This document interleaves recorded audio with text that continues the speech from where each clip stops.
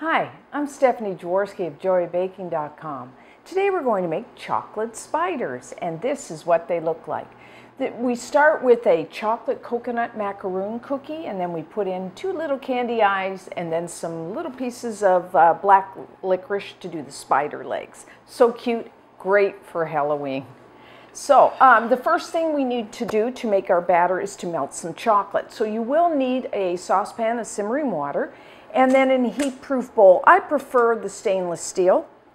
I have 4 ounces, which is 120 grams of, I like us to use a semi-sweet chocolate here because typically you serve these to kids. And you want to use a chocolate that they will enjoy just eating on its own.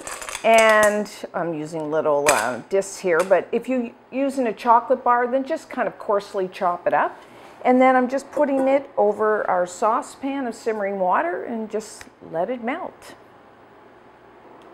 Okay, so our chocolate has melted, so just want to take it off the heat, give it a quick stir, and then I'm just going to let that cool down, and while that's cooling, we'll make the batter. So I'm just doing this by hand. I mean, you could do it in a machine, but pretty easy to make. So in a large bowl, you will need 3 large egg whites, that's about 90 grams, and have your egg whites at room temperature. And then I'm just going to use a wire whisk just to kind of break them up and give them a little frothy. And I'm going to add 1/4 teaspoon, that's 1 gram of salt. Okay.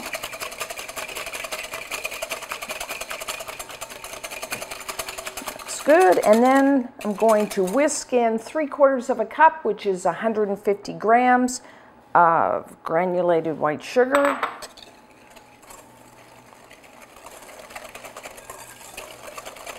And then for flavoring, I'm going to add 1 teaspoon, 4 grams of pure vanilla extract.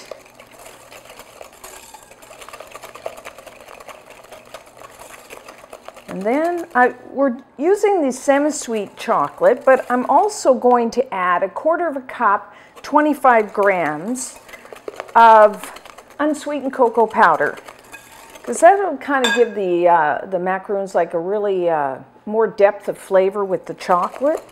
And you can use either like the regular unsweetened or Dutch processed, whichever one you like. So I'm just going to dump that in. Whisk slowly. I have had where it ends up all over the counter, so and it's best too to use a larger bowl, and that will prevent that from happening as well. So there we have that. As you can see, pretty easy batter to make.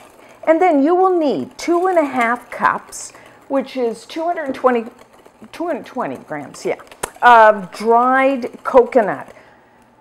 You really could use either sweetened or unsweetened, whichever one you want to use. I'm using sweetened today, and you can use either shredded or flaked. Whatever you can find in the grocery store. Usually you will find your, at least the sweetened, although I'm finding now even the unsweetened on the baking aisle. But sometimes the unsweetened, if you want to use that, is found like if there's an organic section in your grocery store, or else you can find it at health food stores. So if you wanted to cut down on the sweetness of your macaroons, then you could use, of course, the unsweetened. Would be less sweet. So I think I'm going to switch over now. Spatula, and then all we're going to do is just mix everything together, and then I'm going to cover it, and then we want to chill it because it's a little soft. So we want to chill it until firm. You know, normally that will take, you know, about an hour.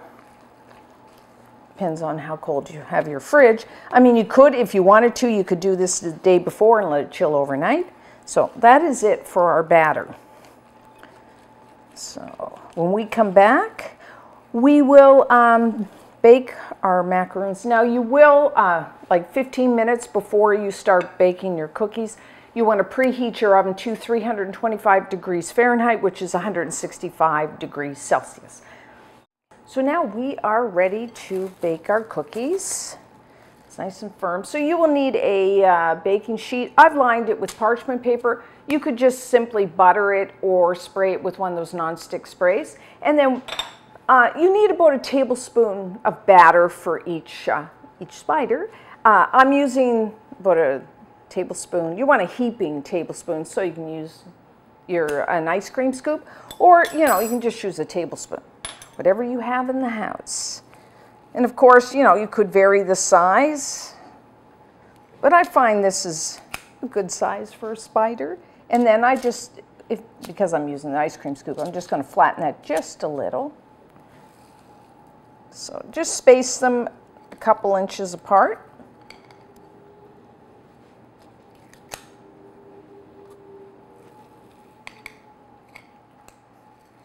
Okay, there's our last one.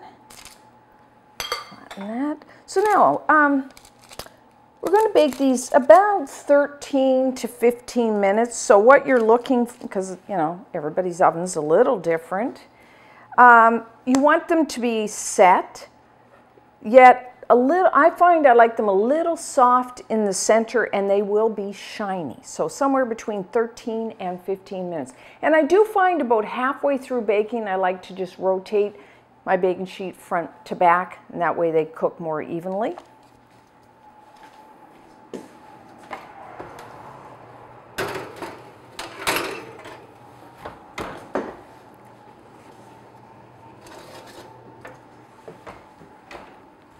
Okay, so our chocolate macarons are done. As you can see, they're set. They're a little soft when I press in the center. I kind of like mine a little bit chewy. So what I'm going to do is let those cool just a little. And you will need two things, because as you can see, we have our little spiders. We need some eyes, and we need our little legs. So I'm using actually candy eyes. As you can see, I have all these little different colors. There is a link if you go to the Joy Baking website, under the chocolate spiders, I will have a link to where I bought mine. I mean, there's lots of online sources. I'm pretty sure Amazon has everything, so probably they have them. Or locally, you can go to a cake decorating store. They usually have them as well.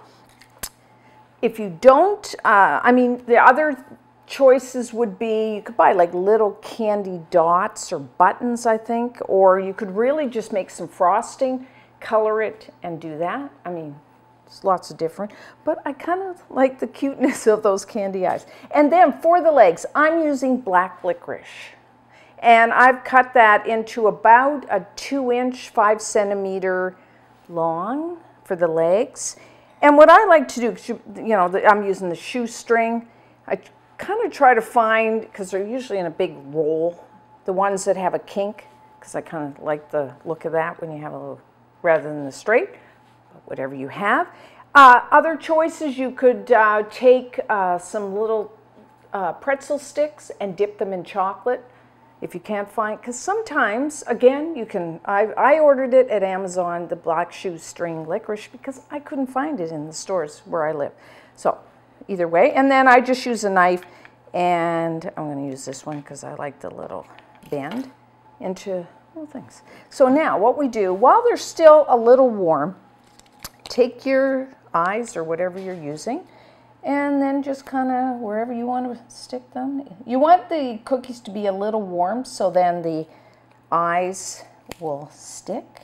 Oh, you have to have steady hands. If you have if you have children, those little hands, they probably do a good job of helping you here. And then take your black licorice and just, really, the kids, I think this is a great job for them, and they can put in as much black licorice as they want. It'd be great if you had a party, kids' party, and you could bake the cookies and then let them have fun decorating, and then they can eat them. So there we go. And then you just do that, and those are still a little warm. So I'm going to I hate to wreck them, but I'll just try a little bit of the, oh, it's nice. Chewy, soft. You got the chocolate, you got the coconut. These are great. And you could make these ahead of time if you're going to take them to a kid's party. I just store them in the fridge, cover them and store them in the fridge. So try these this Halloween. And until next time, I'm Stephanie Jaworski of joyofbaking.com.